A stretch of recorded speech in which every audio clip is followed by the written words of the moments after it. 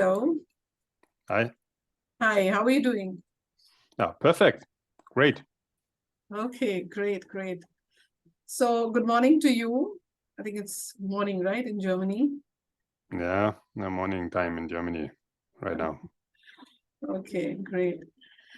So, as you know, this is a CEO's podcast, and we, like to also welcome senior leaders from different industries to share their journeys and their experiences, which can help a lot of other leaders, in the industry and otherwise.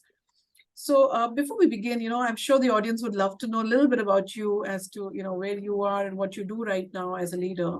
So if you could just share a little bit about yourself. Yeah, sure.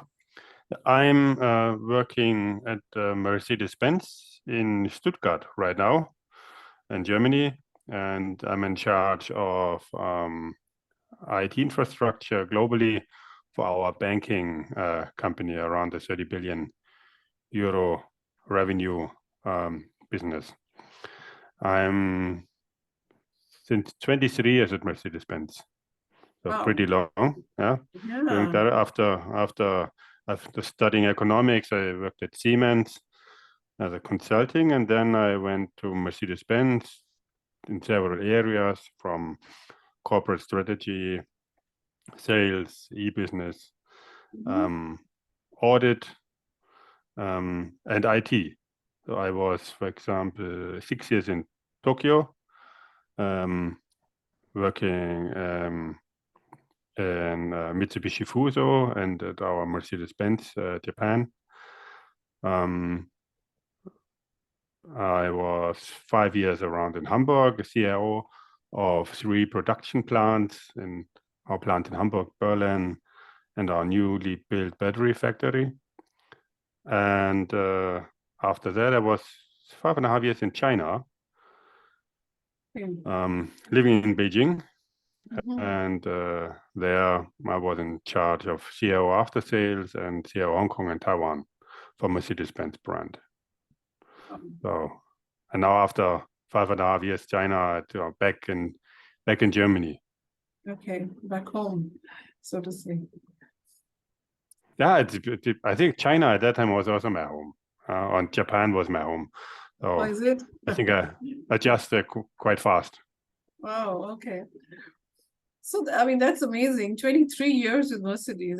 That's a really long journey, right? And yeah, this is very different, I think, in Germany than in other countries. I think probably similar to Japan.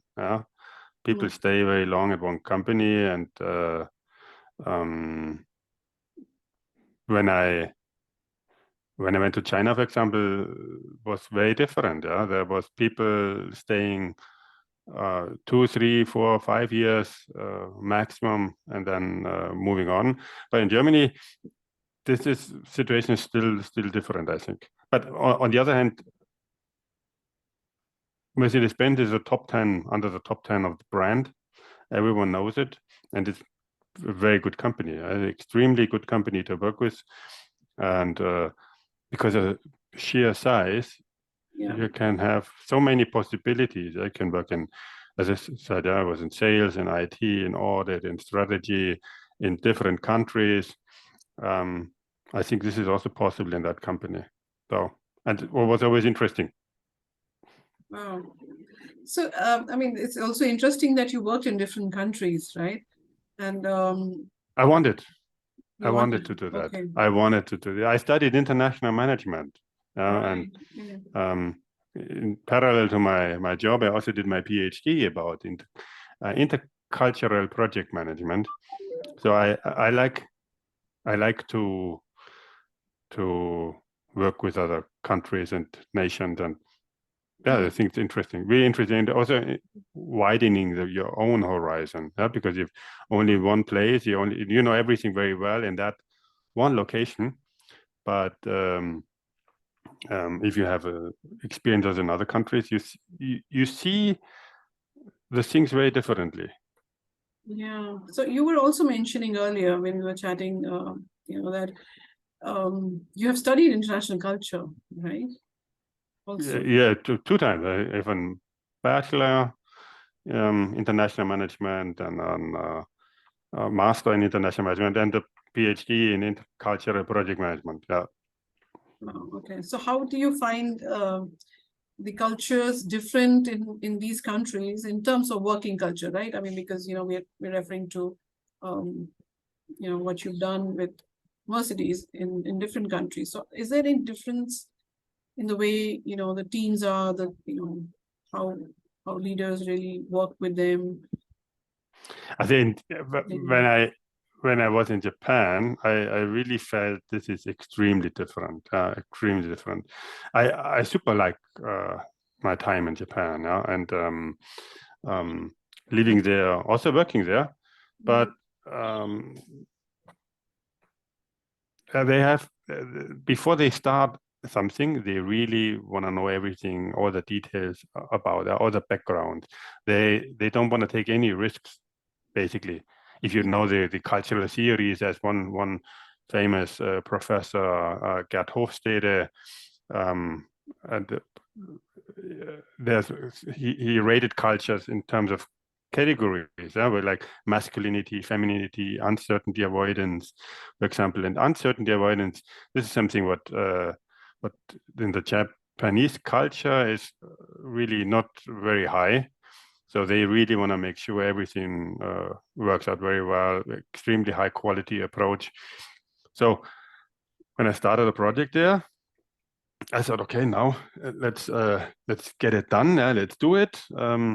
But it was extremely difficult to convince the team. Although we had a top management decision, but to convince the team that this is a good thing to do, because everyone had, I think, a valid. Everyone had a valid point to say, did you consider this? Did you consider that? So at the end, this took months only in convincing the people. But as soon as they are convinced, they worked like a machine towards the target. Yeah, very well detailed, very well planned. So this was my experience in Japan. In China, I think China is more similar than we. Yeah, as in Germany. For example, they show more facial expression, and they have the more can-do mentality. Yeah.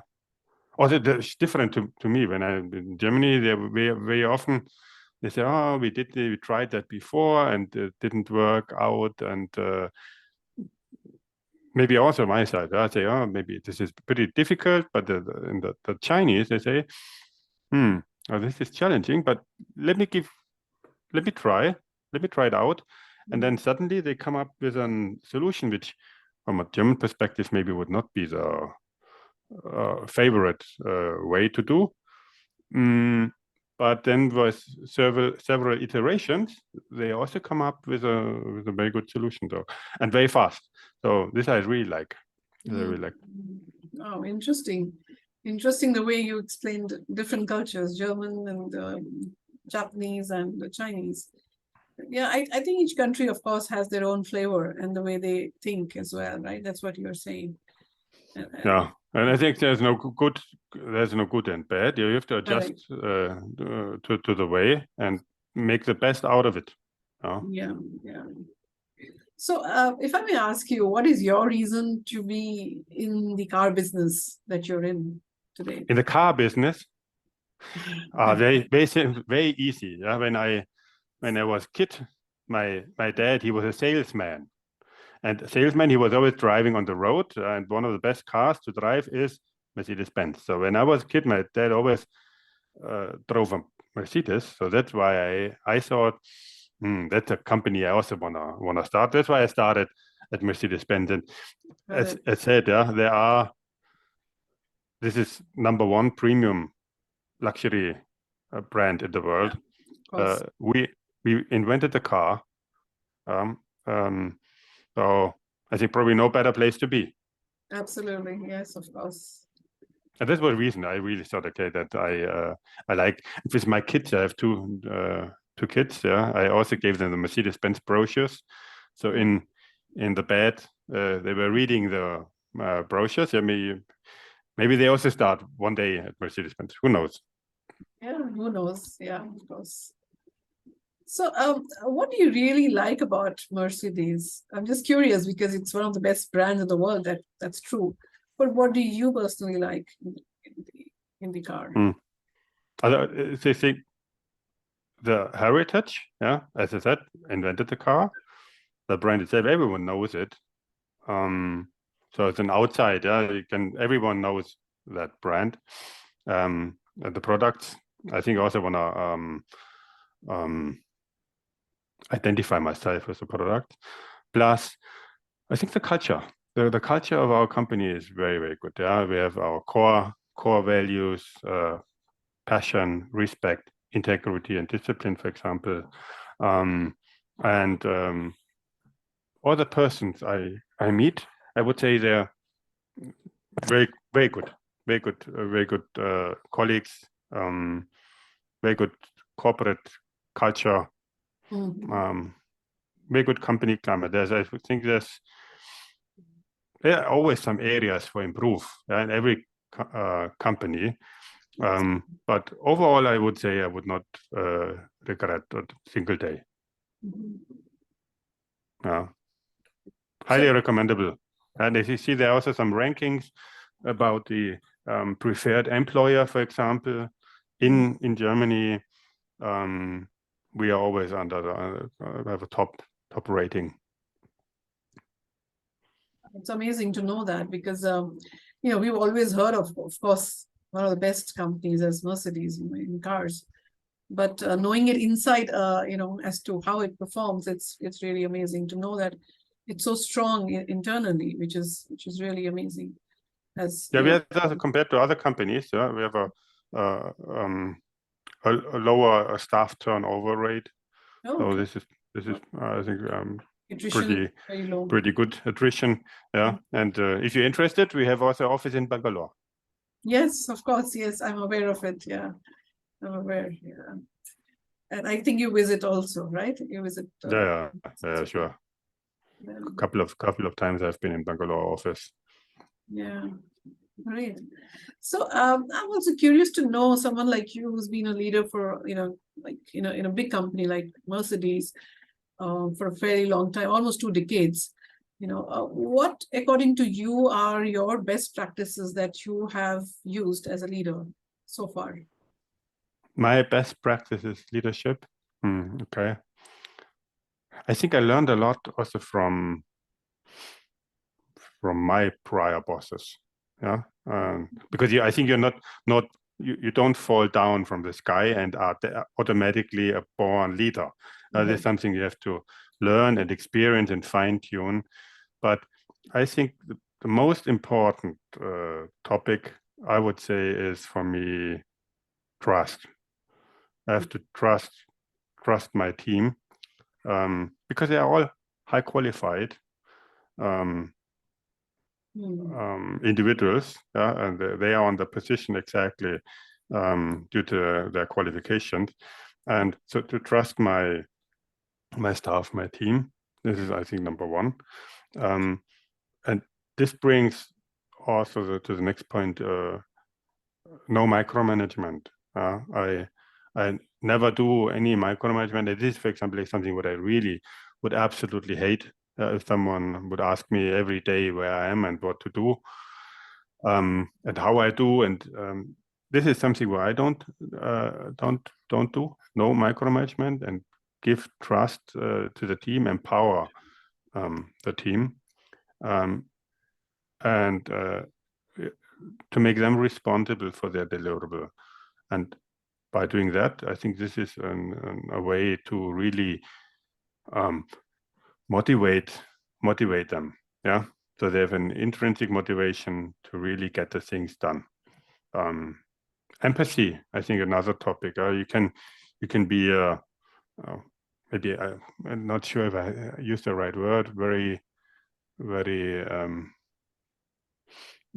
unfriendly person, or a friendly person, not interested in your staff, in your team at all, or you can remember the name of your people, of your staff. You can remember the name of the wife and the dog and the kid. You ask, how was the weekend? this doesn't cost you anything, yeah, but gives directly a bonding to the people. The one thing, and also to really to say thank you, yeah. And we were saying in Germany, let me see if I can translate that. Not complain is enough. Thank you. If you don't complain, that is good enough. I think you really should actively also say thanks, and this is well done. Also, doesn't cost anything, but it's also a very good motivational factor to the team. So overall, I think the most important is trust and micromanagement for me. I think this is overall, I think my experience, the most important topic. Absolutely. I completely agree with you, because many times when I'm working with the leaders, this is one space which we usually coach in, and that's tough, really tough to kind of trust your team completely and let go and kind of let them do things on their own without, kind of checking on them every now and then, as you said. It takes a lot of practice and courage and, I think also confidence, to a certain extent on your leadership skills. Yeah. To be able to do that. I think so. And also on your team, the confidence in your team as well, right? But if you're doing that, I think it's amazing.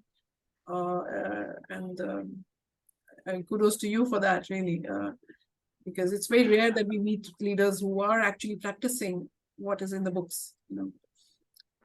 Yeah, so. I think this is what I said. That is exactly what I don't like. Micromanagement is absolutely a no-go, and this I don't do with the team. And I think the results the team deliver, I think, are very good. Also, in terms of employee satisfaction feedback, we have some surveys every couple of years. Also, very, very good by doing that. But I know there are also other people which do completely opposite, which go in the micro level and want to discuss every bit and byte with their team. But I'm also honest. If you have a team of 100 people, for example, you will never be as clever to know all the details what those 100 people are doing.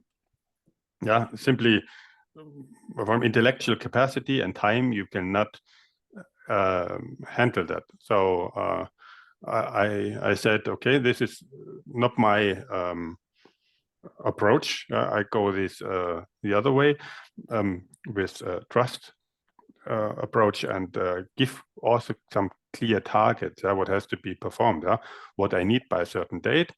But I think then that's it, and then the team, they work it out. And if it then doesn't fit to what I want, then okay, then we have to still some time to fine tune it.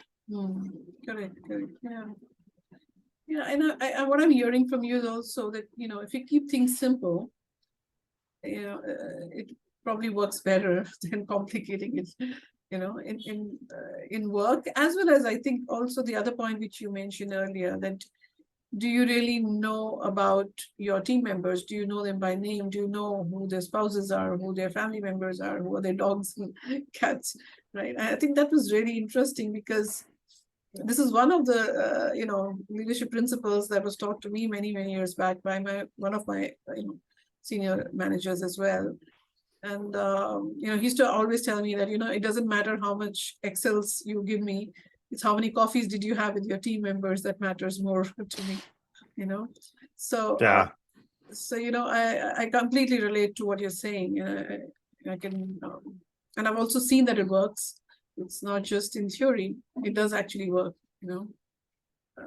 because people know you by who you are as a person, and not so much about who you are as a professional, right? At the end of the day, we work with humans. So how close can we get to that, to being the best we can? That's what really matters. So thank you for sharing this beautiful insight about your journey and your best practices. I'm also interested to know a little bit about, your challenges, and I'm sure the audience would also like to know, as a leader, were there any challenges that you had to face as a leader in your journey with, this organization? Mm-hmm. Challenges, I could start with my private challenges first. This work-life balance, this is really something I also struggle, where I also have some areas for improvement, I would say. Because I like my job. Yeah, I like my job, and so really tend to say maybe work-life balance is not the right word. Is more, I read them, it's more a blending, work and life blending. So to say, okay, this is now enough. This is for my personal challenge. Then another challenge from job perspective is there could be, if you know, automotive industry is currently under quite some pressure with all these electric vehicle discussions going on. This means a lot of restructuring, not only at our company, but a lot of our companies, a very tough competition. And also a fight, for example, for talents, to get the right people on the right positions. This is a big challenge where I think we still have an advantage as due to our well-known brand and the reputation. But getting the right people and the right location to the right time, I think this is a challenge for sure at the moment. And to keep up with the speed of all these organizational changes and process changes we're having at the moment in automotive industry, I think that's also quite tough. True, yeah. So when you said right people, is it, I mean, a certain level of people that you're looking at, in the sense, certain category of people? Is it blue collar workers, white collar workers? It's senior execs. We're not aware about the issue in blue collar, but I don't know. But I think definitely IT, IT area. We're competing with other companies like Apple, Amazon, Google, for example, and other IT companies. So there is a quite tough competition. Okay.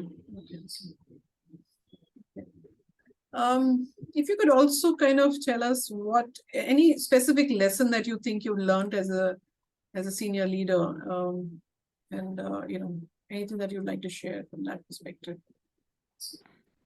Specific lesson? Any important lesson as you've learned, like as a leader, which you would like to share? Yeah, for example, with one of the staff colleagues doesn't perform anymore at all, like in the past. At the beginning, I really thought, what's going on? Why are we having here suddenly so many issues?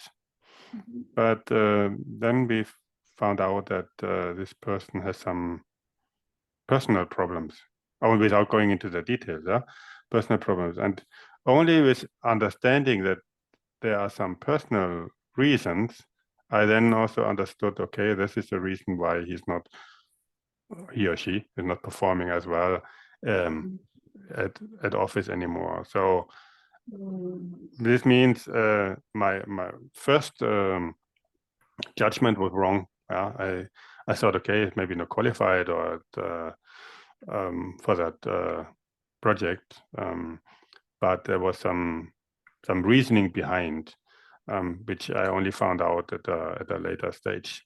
So lessons learned for next time.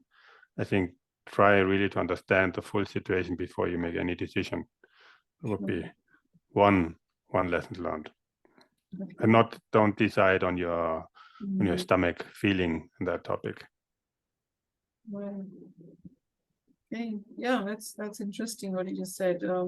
Many times we need to kind of listen to our team members a little more Yeah, this like this iceberg model. You say 1/7 above the water, 6/7 below the waterline. I only saw what was above the water and say, oh, this guy is not performing at all. But knowing that he has severe issues in his family, and parent and wife and etc., everything came together, which then had an impact on his performance, which was super good before. This is we have to see it holistically. Correct. Yeah. So, as a person, as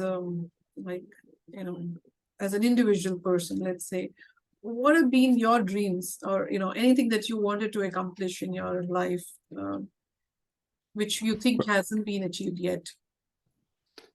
Again, say again, my dream, what I want to achieve in my life. Yeah, and you've not achieved it yet. Is there anything like that? My dream was when I was young to be a pilot. This I could not handle because I cannot even drive a roller coaster without feeling bad afterwards. So I gave up that dream. My current dream, I would not say dream, I like my job, and I want to generate some value for the company, drive, for example, innovation topics, and also, as you saw, maybe I'm pretty active also in LinkedIn, share some best practices, some knowledge I have about, for example, future trends, leadership, also to my LinkedIn audience to make some impact. Nice. Some positive. Try to do some positive impact. Yeah. Awesome. And what are the 3 values that really, you believe that has, worked for you all through your journey as a leader? My values: honesty, integrity, respect to other people, openness, discipline. I think I'm pretty disciplined, and to treat the person same. I saw a famous picture from Obama where he was shaking the hand of a sanitary, a guy who was cleaning the restrooms. So I think this is maybe also a core principle, that you treat all persons individually from the hierarchy level and social level same.